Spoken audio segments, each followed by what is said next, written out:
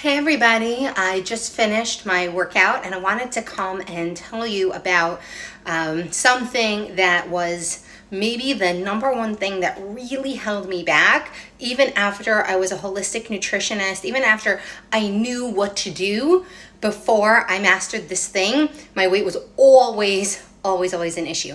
So you might recognize this term. You might have never heard this before, but if you really rock generally healthy eating and your weight is still an issue, you probably know what I'm going to talk about, and that is food amnesia.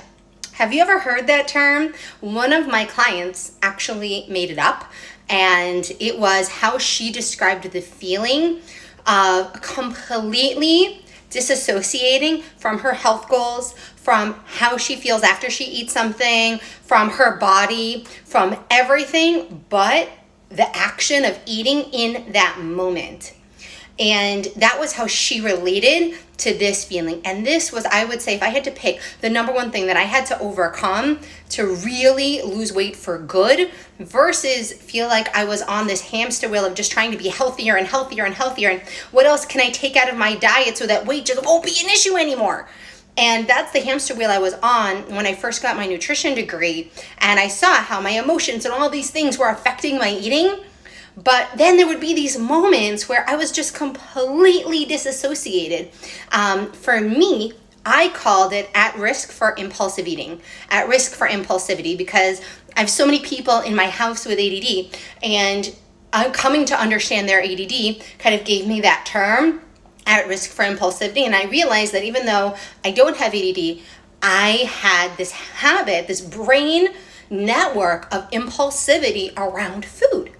And I want to talk about this because it is really, when you overcome this, everything else feels so much easier. It's really at the core of a lot of the shame and disappointment and frustration we feel about ourselves. Like, can you relate to that? Give me some hearts if this is resonating with you, because you feel like you know what to do, and when it in your head and then in your heart, even most of the time you're doing it. But enough of the time, it's not in your body. It's not something that's truly connected for you. And what I want you to know is that in the Shabbat by Design Facebook group, which is now the Shabbat Ideal Weight Blueprint, got to be Facebook group, we're going to really talk about this, because one of the times it comes up the most is on Shabbat, because a lot of the things and tools and technologies you might rely on to kind of keep you in the game, you don't have on Shabbat. And so it's really the test of whether or not you're gonna be able to maintain this is how you do on those weekends when you have to really be connected to your body and your fullness and your mindfulness, and you're like, oh my God, that's a lot of work.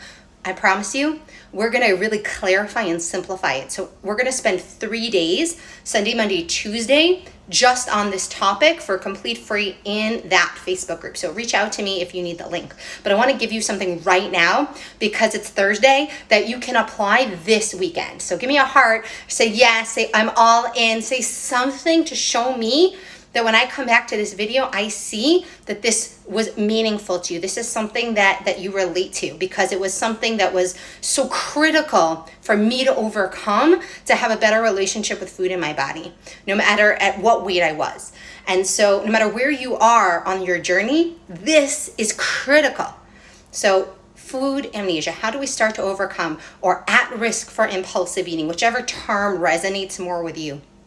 So take a deep breath, and I want you to first, deep breath, raise up your hands, give yourself a big hug, because you are not alone, there is nothing wrong with you, and you are not broken. This is a series of responses neurologically that is happening. And I want to give you one thing of understanding why. Because the more that we get rid of the guilt and shame and disappointment and frustration, the more we are open-minded and coachable to really get to the one thing you need to do. So the mindset that we really need to bring here in order to get over our resistance to doing it, to getting it from our head into our hands, is this is just a neurological response to stimulus. It is just remembered pleasure.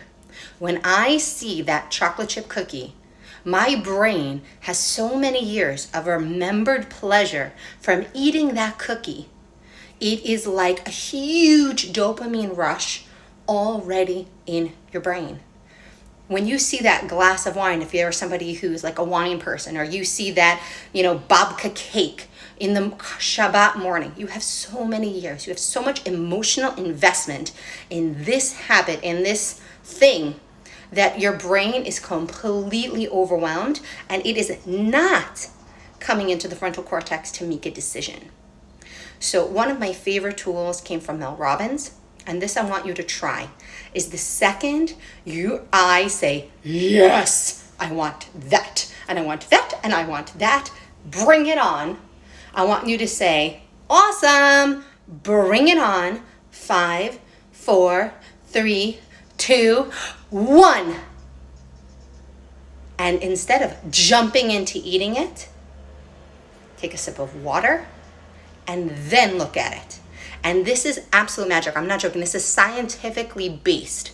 The second you count down, 5, 4, 3, 2, 1, and then you drink the water instead of immediately eating the cookie, you've now engaged your frontal cortex, and you're going to look at the cookie, and your brain has already processed how much you love that cookie, how much that habit, that routine of Shabbos morning with your coffee and your cake, like all of that pleasure, you got to enjoy because you went 5, 4, 3, 2, 1. Not no, not I can't have this. And then you immediately drink water.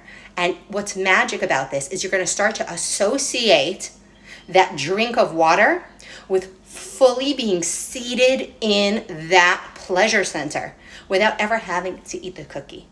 And then you've had the water. The dopamine has now forgot the word.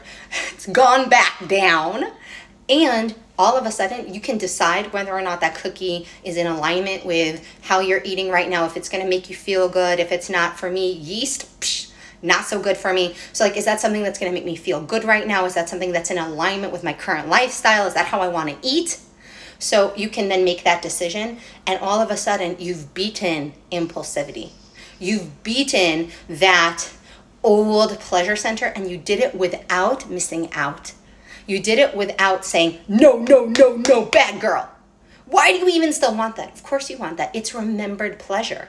So the same way we can be nostalgic about our children. I remember, I'm sitting down right now, and my daughter's first word, my second daughter, Becca, was cake, because it was such a thing in our house.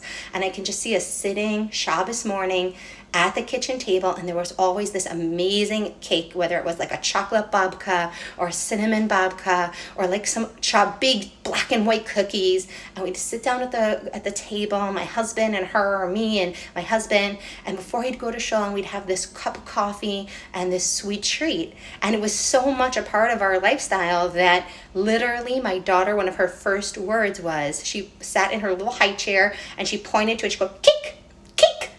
And wow, I'm literally reliving that. But does that mean that habit still is a functional part of my life? It's really not even part of my kids' life anymore. They do that now after they've had a healthy breakfast. When they come back from shul, we have our cake and coffee. So it's really so important that you allow yourself to evolve, but you allow yourself to also keep certain emotional connections that you have, because really, unless you're going to go to a lot of therapy, and why waste the money and time? There's so many better things to work on therapy on than disassociating pleasure from cake.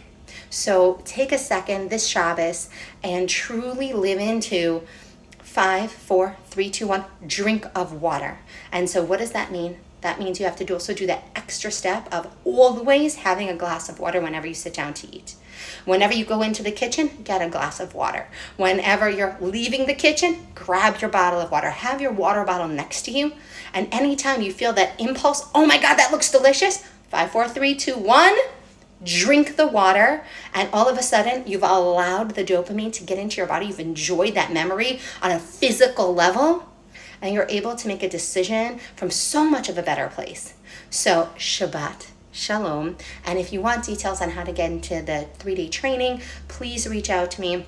I'm also taking discovery calls starting Sunday. So make sure you book now for between Sunday to next Sunday. I'm going to be only doing discovery calls to really help clients figure out their goals, figure out if coaching is a good fit for them. So I've really blocked off this time to be able to give back and give to you. So please reach out to me if you need any help post Acharei Chagim, after the holidays. And I'm so excited to connect on a deeper level with you.